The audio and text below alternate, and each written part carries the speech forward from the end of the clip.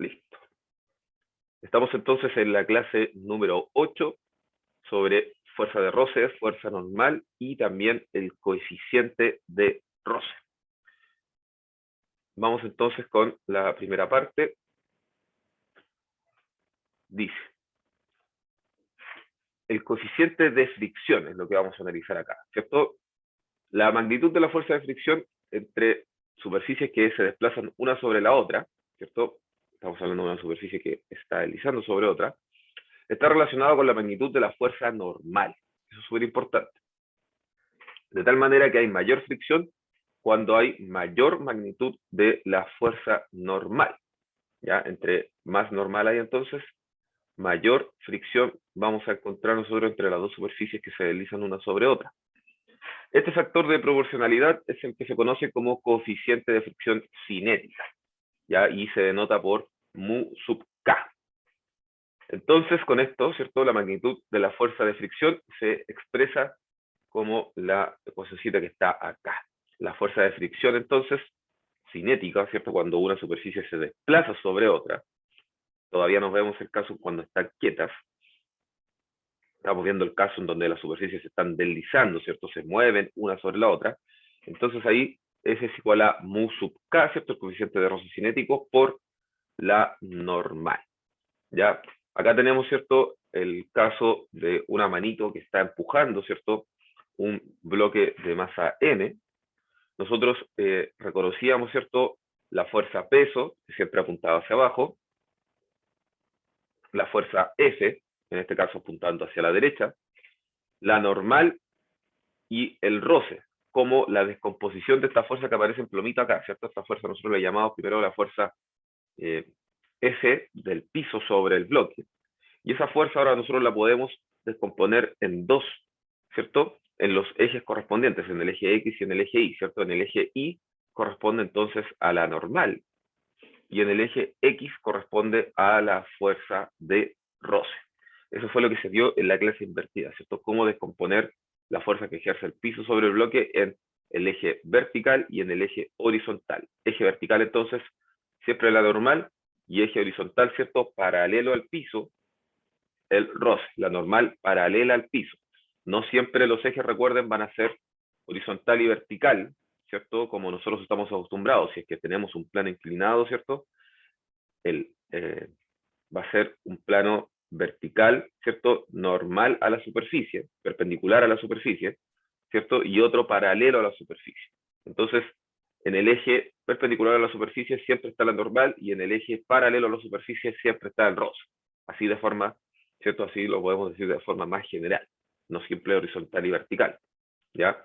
Tenemos entonces la descomposición de la fuerza que ejerce el piso sobre los bloques cuando, ¿cierto? El bloque se desliza a través de esta superficie que tiene un coeficiente de roce mu sub k, ¿ya? Ahí cuando nosotros encontremos una superficie con roce o sin roce, eso se va a especificar siempre. ¿Ya? En este caso, estamos bajo una superficie con roce. Acá tenemos un caso levemente distinto, ¿cierto? Acá la mano, fíjense, es la que cambió de posición. Ahora ya no está empujando de manera horizontal, ¿cierto? Sino que cambió levemente su inclinación y ahora está apuntando hacia la izquierda, pero también levemente hacia abajo. En ese caso, ¿cierto? La que cambia es la fuerza F, que es la que está denotando, ¿cierto? Como la fuerza que ejerce la mano sobre el bloque, cambia su dirección. Por tanto, también va a cambiar, fíjense, también va a cambiar la fuerza normal, ¿cierto? La normal va a cambiar ahí. Ahí están entrando más personas. Va a cambiar entonces también la fuerza normal de magnitud, ¿cierto? Porque tenemos una componente ahora de la fuerza que ejerce la mano sobre el bloque apuntando hacia abajo, por lo tanto, la normal, ¿cierto? Debe crecer para que se igualen las fuerzas en el eje Y. Y como va a crecer la normal, ¿cierto? Y el roce, la fuerza de roce depende de la normal, por lo tanto crece también la fuerza de roce. Fíjense acá, las flechitas, ¿cierto? De la normal y del roce son mayores que en el caso anterior, ¿cierto? Acá fíjense, teníamos la flecha de la normal, ¿cierto? Indicando su magnitud un poquito más pequeño. Mientras que ahora que la mano cambió su inclinación levemente, ¿cierto? La normal y el roce crecen, ¿ya? ¿Por qué crecen en el eje Y? Bueno, vamos a tener el peso más la componente de la fuerza F apuntando hacia abajo, ¿cierto? Si yo descompongo acá esta fuerza F, debería ver algo de este estilo. En un segundo que está entrando otro compañero. Ahí sí. Entonces yo debería tener, ¿cierto? Una componente en X y una componente en Y de la fuerza, ¿cierto? Esto sería Fx, esto sería Fi, ¿cierto? Ahí tenemos entonces las componentes de la fuerza en ambos ejes. Ahora, entonces, para que la sumatoria de fuerzas, ¿cierto? En el eje Y sea cero, ¿cierto? No hay movimiento del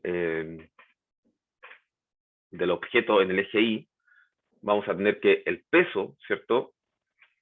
Más la componente en Y tiene que ser igual a la normal, ¿cierto? A diferencia del caso anterior, aquí teníamos simplemente que el peso debía ser igual a la normal, ¿cierto? Ahora tenemos un pedacito de la componente en Y, por lo tanto crece la normal, ¿cierto? La normal debe ser mayor.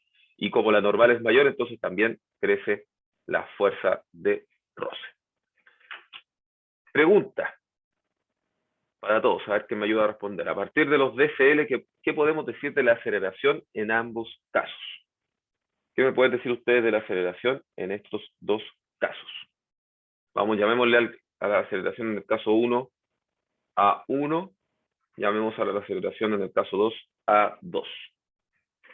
¿Qué me pueden decir respecto de esas aceleraciones? ¿Van a ser iguales? ¿Va a ser mayor a 2? ¿Va a ser mayor a 1? ¿Qué creen ustedes que va a suceder? Vamos a ponerle, ¿cierto?, su flechita de vector, recordando que la aceleración es un vector. ¿Qué creen ustedes que va a suceder con la aceleración en esos casos?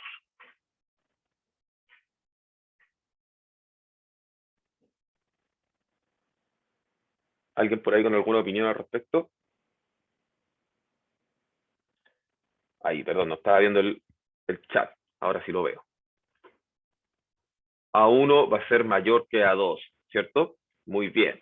A1, la aceleración en A1 debe ser mayor que la aceleración en A2. ¿Cómo podemos verificar esto? Bueno, si nosotros hacemos la sumatoria de fuerzas en el eje X, ¿cierto? Hagámoslo de manera visual. Nosotros acá tenemos la fuerza F, ¿cierto? Voy a tratar de tomar perdón. ¿Qué pasó acá? Ahí sí. Voy a tener que tomar entonces el vector F. Lo voy a copiar acá, ¿cierto? Esperen un momento, chiquillos, que mis gatitos se suben arriba del computador, que llama la atención siempre. Tenemos entonces ese vector, ¿cierto? Menos ese vector, ¿cierto? Aquí nosotros lo podemos ver de manera gráfica, ¿cierto? Entonces, el vector resultante, déjenme cambiarle el colorcito, ¿cierto? Que va a ser el vector fuerza neta, ¿cierto? Ahí lo cambié. Un poquito más grande parece. Ahí está, ¿cierto? Ese es el vector fuerza neta en este caso. Ahí está. El vector que está en rojo, ¿cierto? Es el vector fuerza neta. Y nosotros sabemos que la fuerza neta, ¿cierto? Por segunda ley de Newton, es igual a m por a, ¿cierto? Lo mismo va a ocurrir ahora con la componente, ¿cierto? Del eje X para la fuerza F. Miren, acá estoy creando el vectorcito, ¿cierto? Le vamos a cambiar el color para que no lo confundamos. Lo vamos a poner en verde, ¿cierto? Ahí está la componente en X de la fuerza F, ahora que la mano, ¿cierto?, se inclina hacia abajo. Entonces, nosotros vamos a tener ahí la fuerza F y la voy a borrar un poquito, ¿cierto?, para hacer la suma. O bueno, la resta, ¿cierto?, ahora con el vector de la fuerza de roce, ¿cierto? Ahí tendríamos la suma, por lo tanto, ahora fíjese, el vector fuerza neta, ¿cierto?, va a ser mucho más pequeño. La masa permanece constante, por lo tanto lo único que queda, ¿cierto? Acá tenemos la fuerza neta 2, ¿cierto? La fuerza neta acá en este caso es mucho más pequeña, la masa permanece constante, por lo tanto lo único que queda es que se cumpla que la aceleración en 1, ¿cierto? Tiene que ser mayor que la aceleración en 2. ¿Todo bien con esto? ¿Alguna duda, alguna consulta? ¿Todo clarito, muchachos?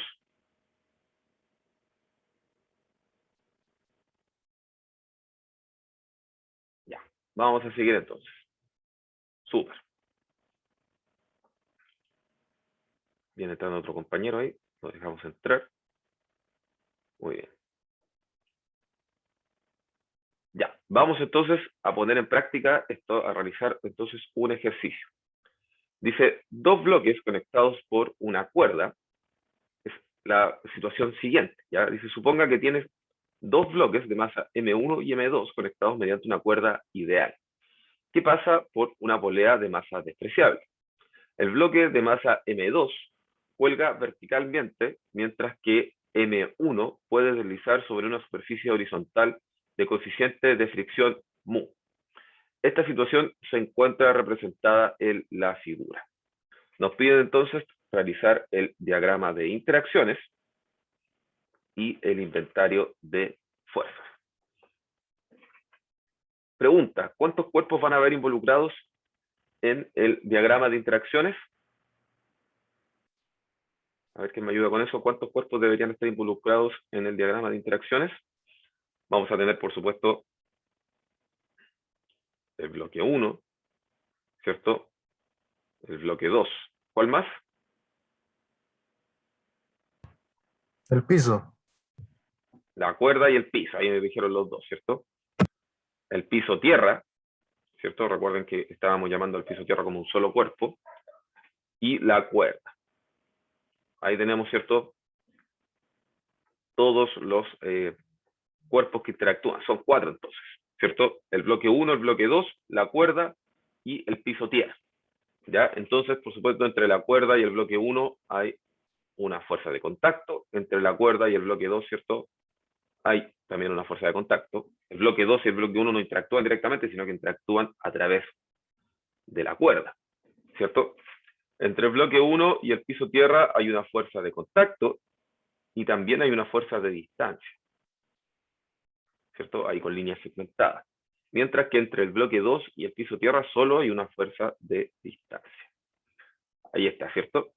Vamos a ponerle numerito, a mí me gusta ponerle numerito a las fuerzas para poder identificarlas. Esa va a ser la 1, esta va a ser la 2, esta va a ser la 3, esta es la 4 y esta la 5. Entonces, vamos con el inventario de fuerzas. La fuerza 1, ¿cierto? El inventario para el bloque 1. ¿Ya? Tenemos entonces, la fuerza 1 va a ser una fuerza de contacto, ¿cierto? Que ejerce el piso sobre el bloque 1. Esa es la fuerza 1. La fuerza 2 es una fuerza, ahora sí, de distancia, que ejerce la Tierra sobre el bloque 1. Y la última fuerza de interacción con el bloque 1, ¿cierto? Es la fuerza 3, que sería una fuerza de contacto que ejerce la cuerda sobre el bloque 1. Ahí tenemos entonces el inventario de fuerzas para el bloque 1. Vamos a hacer el inventario de fuerzas para el bloque 2. Para el bloque 2 tenemos la fuerza 4, ¿cierto? Que es una fuerza de contacto que ejerce la cuerda sobre el bloque 2, ¿cierto? Que ejerce la cuerda sobre el bloque 2. Y tenemos la fuerza 5, que es una fuerza de distancia, que ejerce la Tierra sobre el bloque 2. ¿Todos de acuerdo con ese diagrama de interacciones e inventario de fuerzas?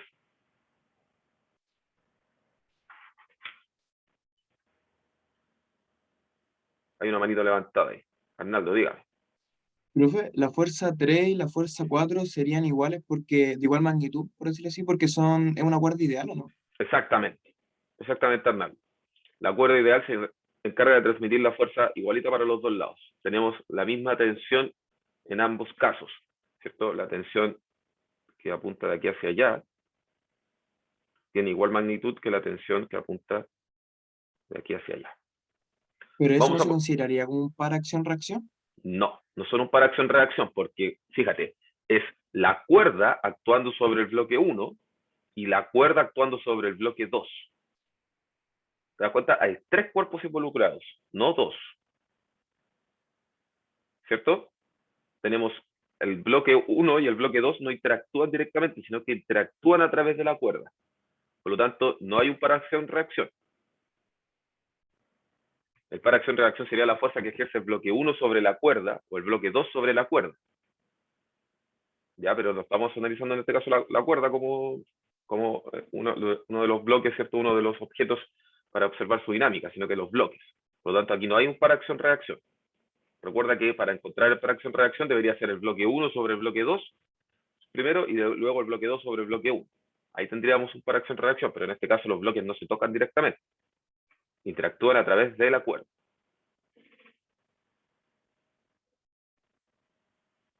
¿Sí? ¿Se entiende? Sí, pero Súper. Ya, vamos a ponerle nombres, ¿cierto? Un poquito más fáciles, ¿cierto? Para poder anotarlos en el diagrama de cuerpo libre que nos van a pedir más adelante. Entonces, a la fuerza de contacto que ejerce el piso sobre uno le vamos a llamar S. Perdón, me quedó súper fea la letra S ahí. Le vamos a llamar simplemente S. A la fuerza que ejerce la Tierra sobre el bloque 1 le vamos a llamar el peso 1. Y a la fuerza que ejerce la cuerda sobre el bloque 1 le vamos a llamar la tensión 1. A la fuerza que ejerce la cuerda sobre el bloque 2 le vamos a llamar la tensión 2. Y a la fuerza que ejerce la Tierra sobre el bloque 2 le vamos a llamar el peso 2. ¿Ya? Ahí tenemos entonces identificadas todas nuestras fuerzas. Listo entonces, diagrama de interacciones, listo también el inventario de fuerzas. Ya, aquí entonces, como les decía, no hay ningún par acción-reacción. ¿Ya? Insisto, el bloque 1 está interactuando con el bloque 2, pero a través de la cuerda. Por lo tanto, ahí no hay un par acción-reacción, hay un cuerpo intermedio. ¿Cierto? El par acción-reacción es entre los cuerpos directamente. Vamos entonces, ahora dice, suponga que en el instante mostrado en la figura, el bloque 1 se mueve hacia la derecha. Realice el diagrama de cuerpo libre para cada uno de los bloques. Vamos entonces con el DCL primero para el bloque 2. Ya voy a tomar entonces este pedacito del inventario de fuerzas, a ver si lo puedo copiar.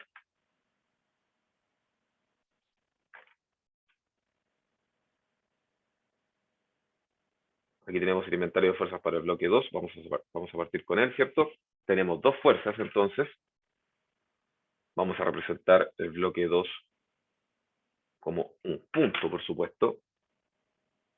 Y para que quede bonito, vamos a insertar acá una flecha. Vamos a tener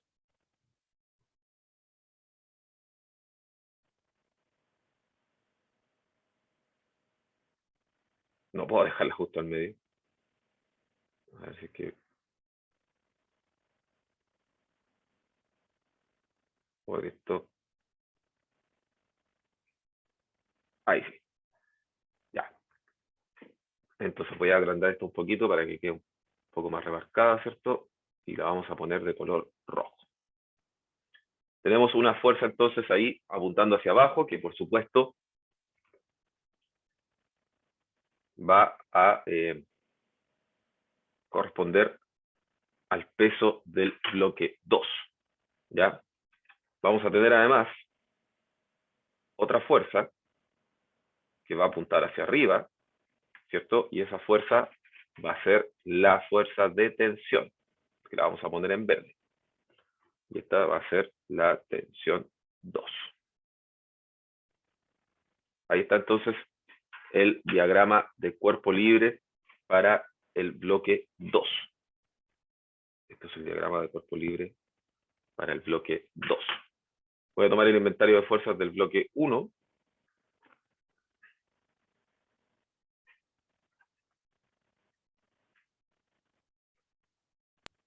Y lo voy a poner por acá. ¿Hay alguna consulta por ahí? La tensión 2 no debería ser de menor magnitud. Claro, debería ser de menor magnitud, exactamente. De hecho, la traté de hacer un poquito más pequeñita, pero no se notó. La voy a hacer más pequeñita entonces. Ahí. ¿Ya? Ahí tenemos entonces la tensión 2 de menor magnitud. Perfecto. Bueno, te adelantaste un poquito. Lo íbamos a ver así más específicamente un poquito más adelante. Pero está bien. ¿Ya? Súper. Tenemos entonces ahora, bueno, voy a copiar, ¿cierto? El peso. Sabemos que el peso siempre apunta sobre el bloque 1 hacia abajo, ¿cierto? Aquí va a estar entonces mi, ¿cierto? Representado como un punto el bloque 1. Ahora vamos a tener a la tensión apuntando hacia la derecha.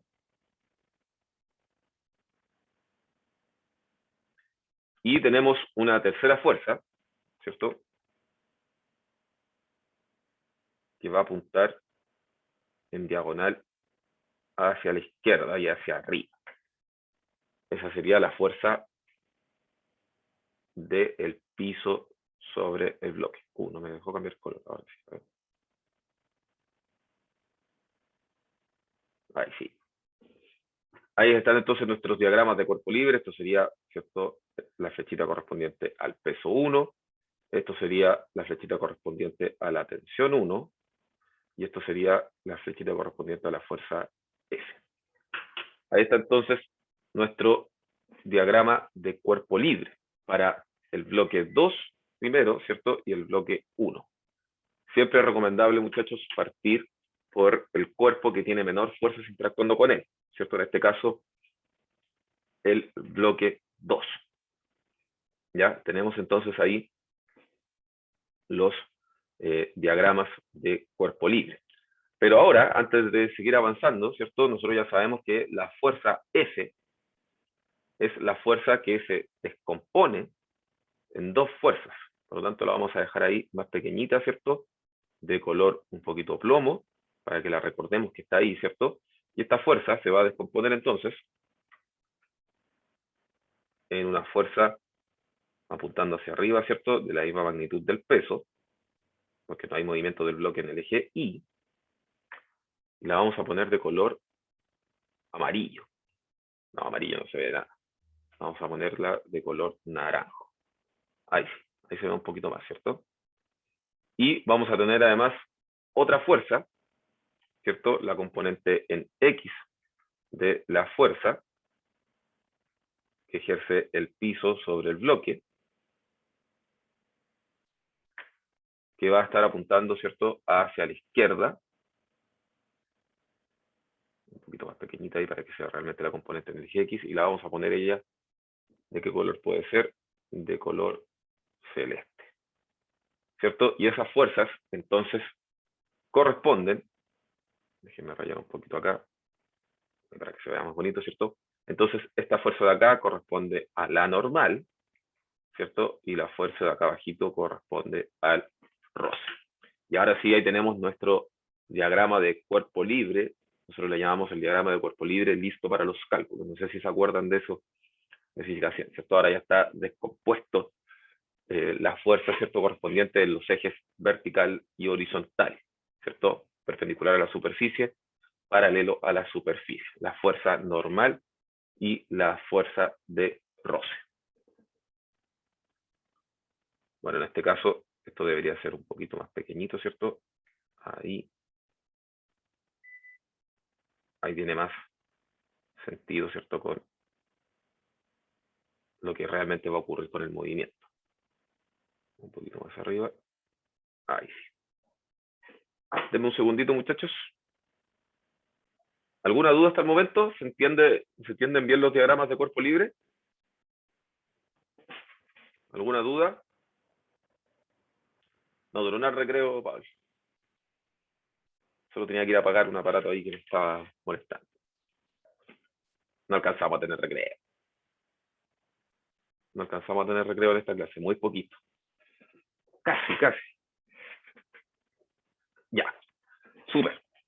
Sigamos entonces, ya tenemos los dos cuerpos, los dos diagramas de cuerpo libre, ¿cierto? Para ambos bloques, bloque 2 y bloque 1. Seguimos entonces. Ahora, predigan la dirección de la aceleración de los bloques y usen las leyes de Newton para escribir las ecuaciones de movimiento de cada bloque. A ver qué me ayuda ahí con la predicción de la aceleración. ¿Hacia dónde creen que va a acelerar el bloque 1? ¿Hacia dónde creen que va a acelerar el bloque 2? A ver qué me ayuda con eso.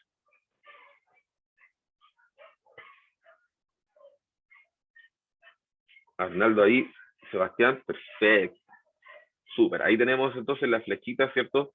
De la aceleración de ambos bloques. Muy bien. Entonces, cuando nos pidan predecir la dirección de la aceleración, lo que nosotros tenemos que hacer es justo acá lo que hicieron los compañeros, y anotamos, ¿cierto? Ahí que este es el vector A, que es negativo hacia allá y positivo hacia allá. Con la predicción de la aceleración, nosotros vamos a definir la dirección positiva y negativa de nuestro eje, ¿ya? Entonces acá vamos a tener positivo hacia abajo, negativo hacia arriba, ¿cierto? Estamos prediciendo que la aceleración va hacia abajo, entonces vamos a decir que todos los vectores que apunten hacia abajo van a ser positivos. ¿Por qué? Porque de esa forma las ecuaciones, ¿cierto?, van a quedar más claritas. Simplemente por eso, ¿ya? Simplemente porque las ecuaciones van a quedar más claritas. Perdón, muchachos, pero voy a borrar sus dibujos, ¿cierto?, para que podamos dibujarlos ahí de manera más permanente. No van a quedar. Ahora sí. Voy a insertar ahí unas flechitas.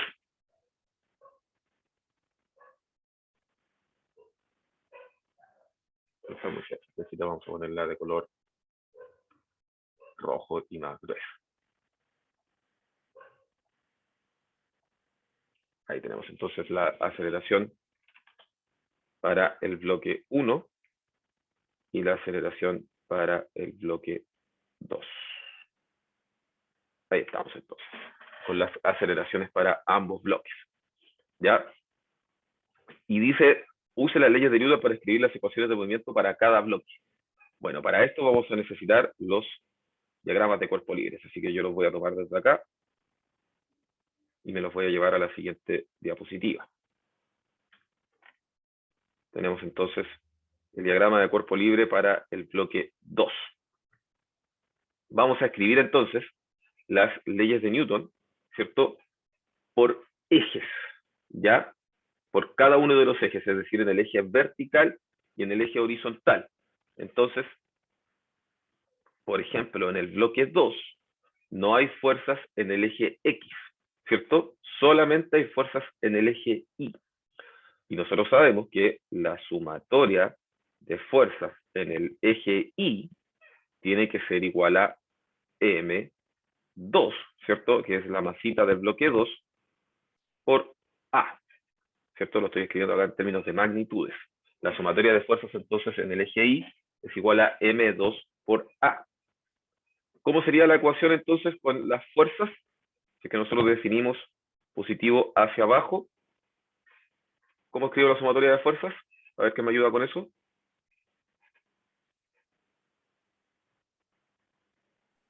P2 menos T2 es igual a M2A. Perfecto. Eso mismito, ¿cierto? P2 menos el peso, ¿cierto?, del bloque 2, que está apuntando en la dirección positiva, menos P2, ¿cierto?, que está apuntando en la dirección negativa, tiene que ser igual a M2 por A. Y, ¿cierto?, P2, por supuesto, es igual a M2 por G, ¿cierto? Por lo tanto, esta ecuación puede ser escrita como M2 por G. Voy a escribir un poquito más grande, parece que estoy escribiendo demasiado pequeñito.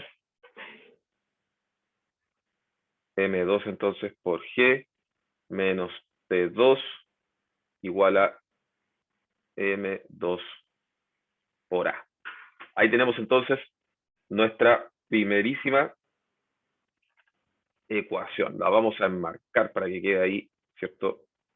Bien subrayada. A esta la vamos a llamar la ecuación número 1. Ahí tenemos la ecuación número 1. ¿Todos de acuerdo? ¿Entendieron por qué la ecuación es así, cierto? ¿Hay alguna duda, alguna consulta? Estamos escribiendo la sumatoria de fuerzas en el eje Y. Vamos ahora entonces con el caso un poquito más complicado, ¿cierto? Que sería el caso del cuerpo 1. Vamos a tomar entonces el diagrama de cuerpo libre para que podamos utilizarlo como base para escribir nuestras ecuaciones de movimiento. Vamos a poner un poquito más acá, por ahí, ¿cierto? Y voy a borrar ya de frentón, ¿cierto? La fuerza F, porque ya sabemos que esa fuerza está descompuesta en la fuerza de roce, ¿cierto? Y la normal. Ahora, en este caso, para este bloquecito número 2, voy a anotar acá, perdón, que esto para el bloque 2, y ahora vamos con el bloque 1. Entonces, en este caso, vamos a tener tanto fuerzas en el eje X como en el eje Y. Pregunta, ¿cuánto debería ser la sumatoria de fuerzas en el eje X?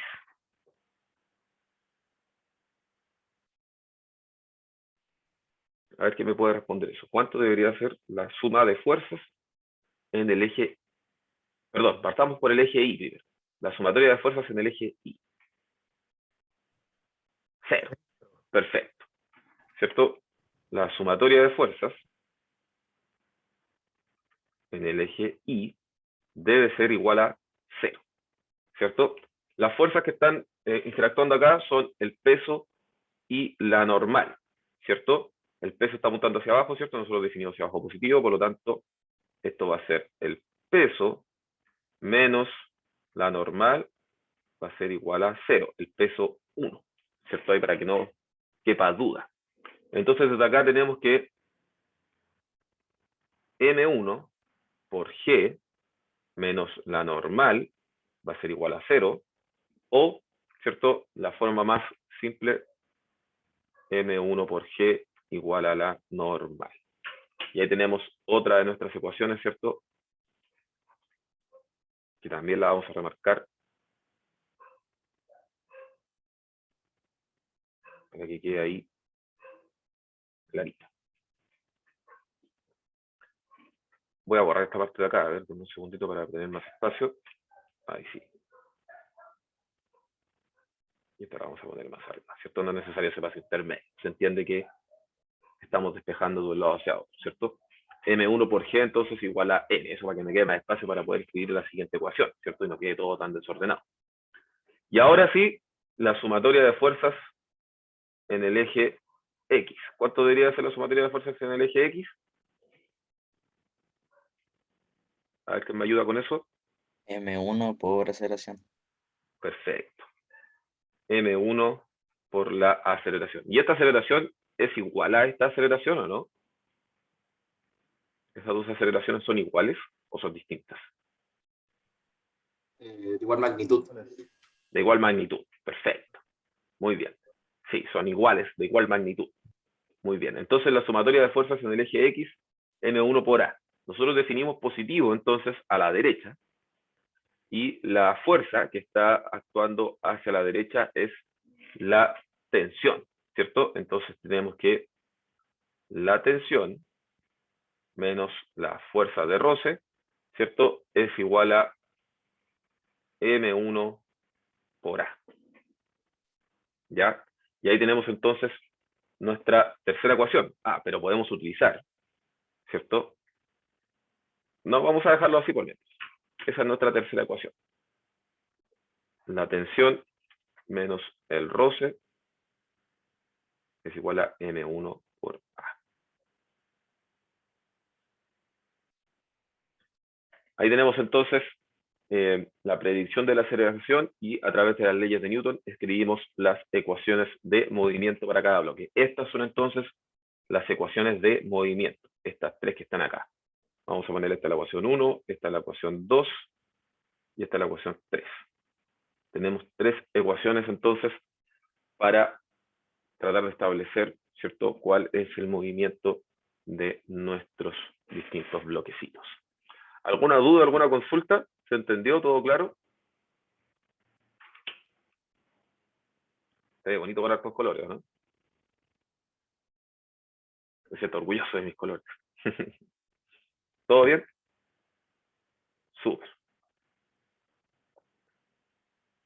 Ya. Seguimos entonces. Ahora dice, determine la magnitud de la fuerza de fricción entre la superficie horizontal y el bloque 1. ¿Qué podemos hacer entonces para definir nuestra definir la magnitud de la fuerza de fricción? ¿Qué hacemos? A ver, ¿quién tiene alguna idea por ahí de qué podríamos hacer para definir esa magnitud? Voy a volver ahí a las ecuaciones. Voy a copiar todas las ecuaciones de movimiento, ¿ya? Vamos a llevarlas para nuestro siguiente diapo, ¿cierto? La podemos ocupar ahí, tenemos la ecuación 1 entonces.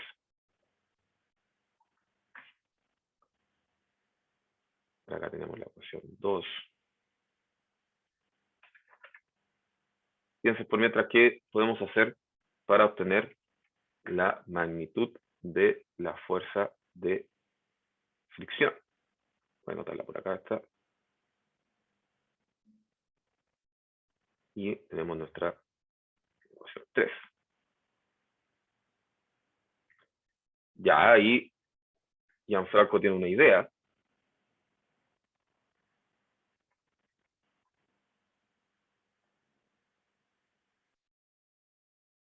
Esta es nuestra ecuación número 3. Faltó el... ¿Podríamos multiplicar el coeficiente de roce por la normal? Ah, pero no la tenemos. Sí, tenemos el coeficiente de rosa, ahí nos dicen que es mu. Pero Ah, es la... por mientras necesitamos la magnitud de la fuerza de roce. Todavía no nos metamos con la normal. Ahí se me había olvidado que esa es la tensión 1, ¿cierto? Ahí. Eso tiene que ir con tensión 1. Ahora sí. Ya, ahí tenemos nuestras tres ecuaciones. Entonces, vamos a seguir ahí lo que nos decía Gianfranco. Vamos a obtener T2 para poder reemplazarla, ¿cierto?, en T1. Nosotros sabemos que la tensión 1 tiene que ser igual en magnitud a la tensión 2, ¿cierto? Porque estamos hablando de una cuerda ideal. Por lo tanto, ambas tensiones deben ser iguales. Ya la cuerda no se deforma, tampoco tiene masa, por lo tanto, la fuerza pasa completamente igualita de un lado a otro, ¿cierto? Solo cambia la dirección, pero la magnitud es la misma. Por lo tanto, desde la ecuación 1, ¿cierto? Nosotros vamos a tener que T2, ¿cierto? Tiramos este para acá y este para allá. Va a ser igual a M2 por G menos M2 por A, ¿cierto? O descrito de otra forma, ¿cierto? Si factorizamos por M2, perdón, ahí faltó un 2, M2 G menos A, ¿cierto? Ahí tenemos la tensión 2 en términos de la masita, la gravedad y la aceleración. Reemplazamos esto, entonces, en la ecuación 2, ¿cierto? Porque T1 igual a T2 en magnitud. Y vamos a tener, por tanto, que desde acá, ¿cierto? Voy a escribir un poquito más arriba. M2 por G menos A menos la fuerza de roce va a ser igual a M1 por A. ¿Cierto? Desde acá, entonces, nosotros podemos despejar la fuerza de roce. La fuerza de roce, entonces, va a ser igual a M2 por G menos A menos M1 por A. Y vamos a escribir esto un poquito más bonito, ¿cierto? La fuerza de roce, entonces, va a ser igual a... Bueno, vamos a hacer los pasos intermedios para que no quede duda, ¿ya? La fuerza de roce es igual entonces a M2 por G menos M2 por A, esa me quedó fea, menos M1 por A, ¿cierto? Ahora podemos factorizar por A. Entonces esto queda M2 por G menos A por M1 más M2.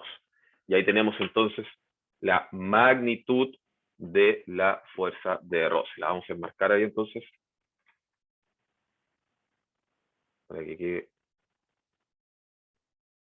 bien bonito. Ahí tenemos entonces, vamos a poner ahí ese resultado con rojito. Ahí está entonces la magnitud de la fuerza de roce. Díganme. Ahí daría igual que quede en función de la aceleración, como la aceleración no es un dato. Ah, por supuesto, todavía no tenemos la aceleración, está en función de la aceleración. Pero fíjate, mira, que la preguntita que viene a continuación encuentra una expresión para la magnitud de la aceleración con la que se mueve cada bloque. ¿Ya? Eso es lo que vamos a encontrar ahora. Justo lo que viene ahora, ¿cierto? Ahí simplemente tenemos ese en términos de la aceleración. Ahora vamos a encontrar la aceleración. Ocupando. ¿Hay alguna duda al respecto de cómo se llegó a esto antes de seguir avanzando? ¿Alguna duda, alguna consulta? ¿No? ¿Seguros?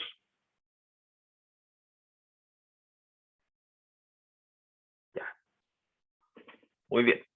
Ahora entonces nos piden, ¿cierto? Encuentre una expresión para la magnitud de la aceleración. Vamos a ocupar entonces esta ecuación a la que acabamos de llegar.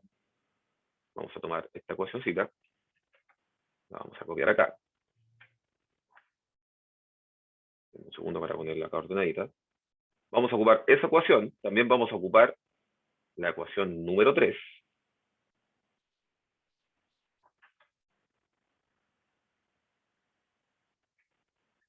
Y me falta una ecuación más. ¿Qué ecuación más necesito ocupar? Por ahí alguien la había dicho antes. La ecuación que tengo que ocupar además es que la fuerza de roce es igual a mu por n. Perfecto, ahí Arnaldo escribe un poquito antes que yo. ¿Cierto? Y ocupando la ecuación 3, fíjate entonces, yo tengo que esto es mu por m1 por g. ¿Cierto? Esas son las ecuaciones entonces que yo tengo que ocupar. Vamos a reemplazar entonces esto en 3. Vamos a tener entonces que mu por m1 por g va a ser igual a m2 por g menos a por m1 más m2, ¿cierto? Y desde acá entonces yo puedo despejar a, voy a tomar este término y lo voy a poner acá, ¿cierto? A por m1 más m2 tiene que ser igual entonces a m2g menos mu por m1 por g, ¿cierto? Y ahora simplemente divido para acá, ¿cierto? Voy a tener que a es igual a, voy a factorizar acá arriba por g, fíjense, g por m2 menos mu por m1, y todo eso entonces dividido por m1 más m2. Y ahora tenemos entonces nuestra aceleración en términos de todas las variables que conocemos, ¿cierto? Conocemos la masa m2, la masa m1, el coeficiente de roce y por supuesto la gravedad también la conocemos. Ahí está entonces la aceleración para ambos bloquecitos.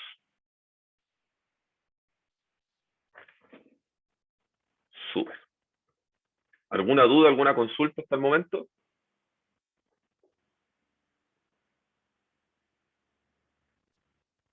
¿Se entiende todo? ¿Hay alguna consulta?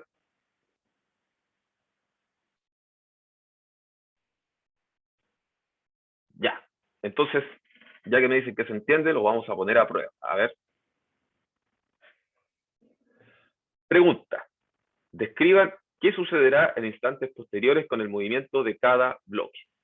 A ver, voy a tomar la ecuacióncita de la aceleración y la voy a poner acá para que en base a esta ecuación a la que llegamos recién, ¿cierto?, podamos analizar las preguntas que hay a continuación. Vamos a copiar por acá. La vamos a dejar ahí.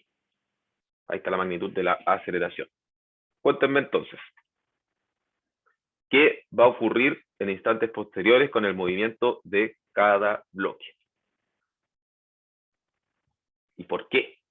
A ver, ¿qué me pueden decir de eso? ¿Se van a detener? ¿Van a acelerar más? ¿Van a quedar a velocidad constante? ¿Qué va a pasar?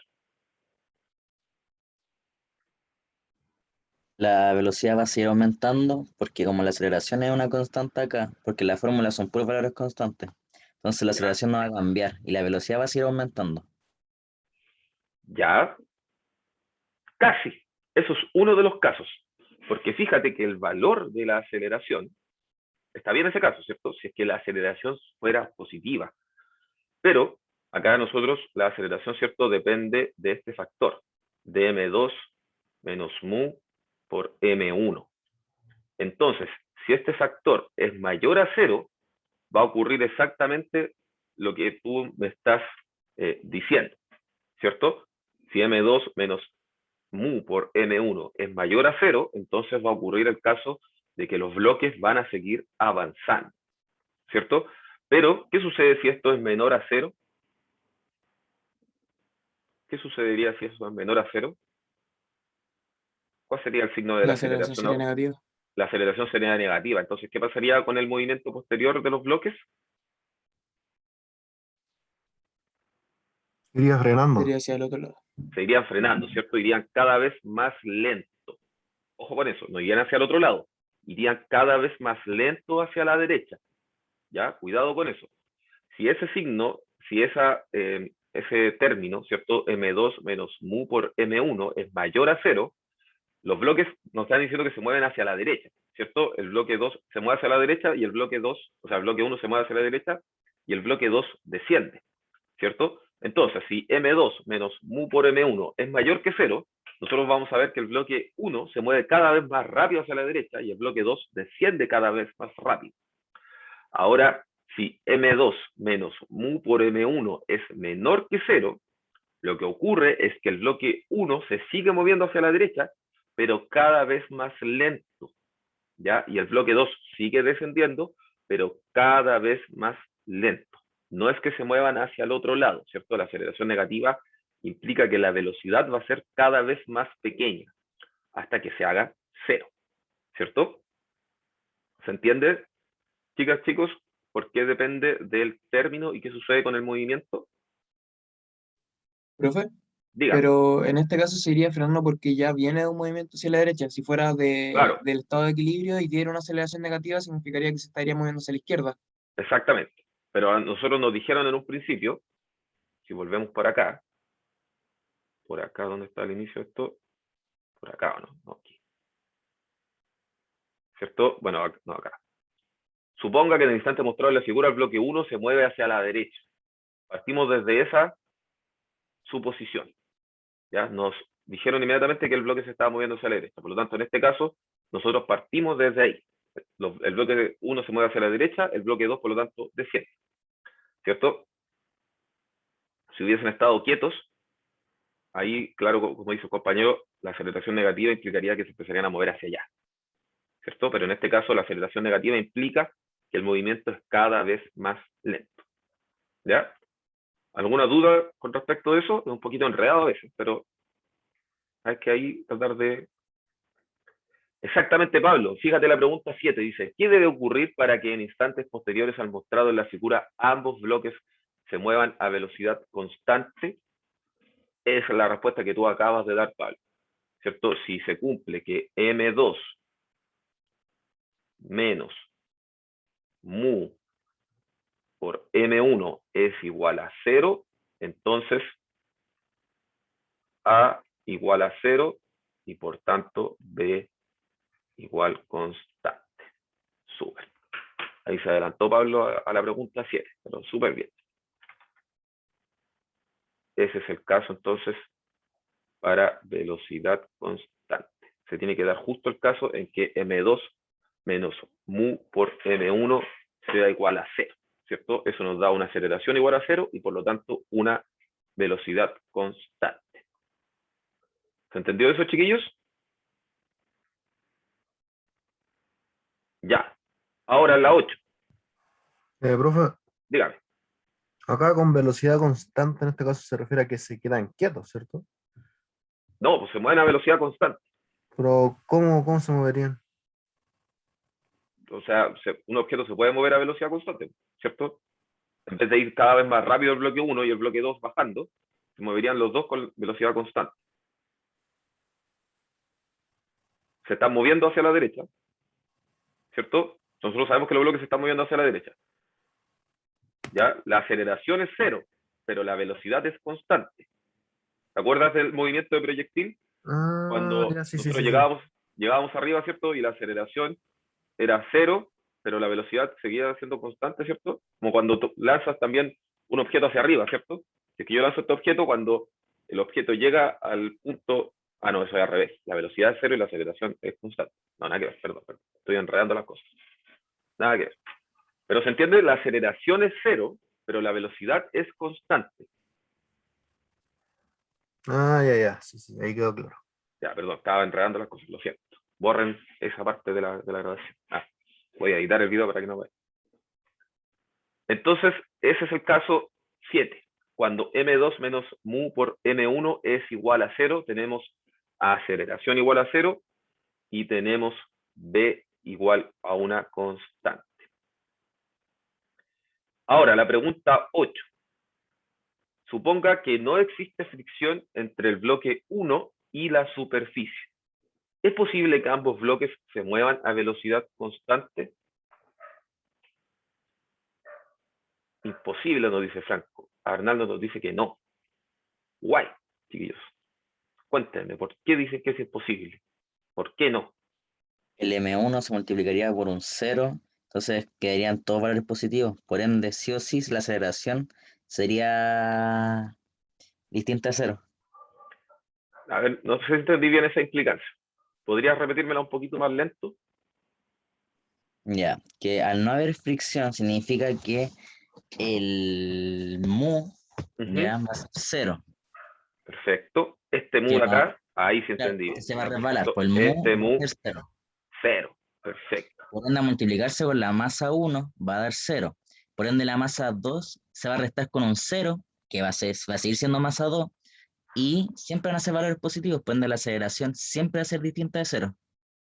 Perfecto, ¿cierto?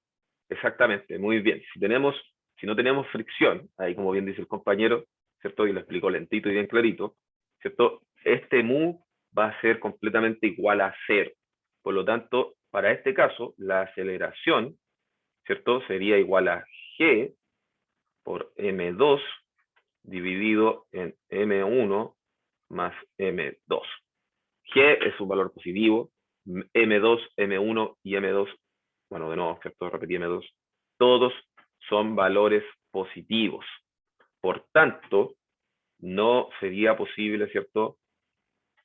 Ponemos ahí con harto, no es posible. Y remarcamos ahí con unos signos de exclamación. No es posible, ¿cierto?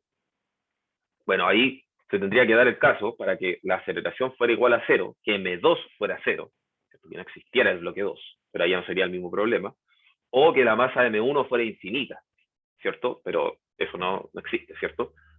Entonces, vamos a decir que, según lo que nosotros sabemos de física, esto es imposible, o no posible, por lo que acabamos de escribir ahí. Y ahí está entonces el marco de la última ecuación para responder la pregunta 8. Y concluimos entonces que no es posible. Muy bien, chiquillos. Súper. Ya, nos queda poquito tiempo de la clase y no me quiero pasar como es costumbre, y el ejercicio que nos queda es un poquito largo, así que lo voy a dejar como tarea para la casa. ¿Ya? Ahí los que quieran lo podemos revisar en la próxima clase o me pueden ir mandando sus avances por el mail. Entonces, fíjense en lo mismo, suponga que tiene dos bloques de masa M1 y M2 conectados mediante un acuerdo ideal que pasa por una polea de masa despreciable. El bloque de masa M2 cuelga verticalmente, mientras que M1 puede deslizar sobre una superficie horizontal de coeficiente de fricción mu. Esta situación se encuentra representada en la figura. Exactamente lo mismo que el ejercicio anterior. Pero ahora suponga que en el instante mostrado en la figura, el bloque 1 se mueve hacia la izquierda. Identifiquen cómo en cada una de las fuerzas presentes en comparación al caso estudiado anteriormente. Identifiquen similitudes y diferencias. ¿Ya? Ahora tienen que hacer ahí su diagrama de interacciones, ¿cierto? El inventario de fuerzas van a ser iguales, por supuesto. Pero, bueno, el DCL también va a ser el mismo, pero ahora la predicción de la aceleración va a ser distinta, por lo tanto las ecuaciones de movimiento pueden cambiar, ¿cierto? Usando un procedimiento análogo al considerado anteriormente, encuentren una expresión para la magnitud de la aceleración con la que se mueve cada bloque, ¿cierto? Tomamos todas las ecuaciones de movimiento, vamos despejando ahí y encontramos entonces la aceleración. Describa qué sucederá en instantes posteriores con el movimiento del bloque y respondan si es que es posible que en instantes posteriores al mostrado en la figura ambos bloques se muevan a velocidad constante. ¿Ya? Esa sería entonces la tarea para la casa. Pablo me pregunta si es que daba nota o puntaje. Puntaje, muchachos, por participación en clases. Eso yo lo voy anotando todas las clases. Todas sus participaciones las voy considerando para darle los puntitos para el certamen, ¿cierto? Que ya se viene. Esa es entonces la tarea que va a quedar, chicas, chicos, para la clase. ¿Ya? Para la próxima clase. Ahí ustedes la pueden ir haciendo, ¿cierto? Si quieren, en su cuadernito me van enviando imágenes al mail si tienen alguna duda o alguna consulta. Vamos a dejar entonces la clase de hoy hasta acá.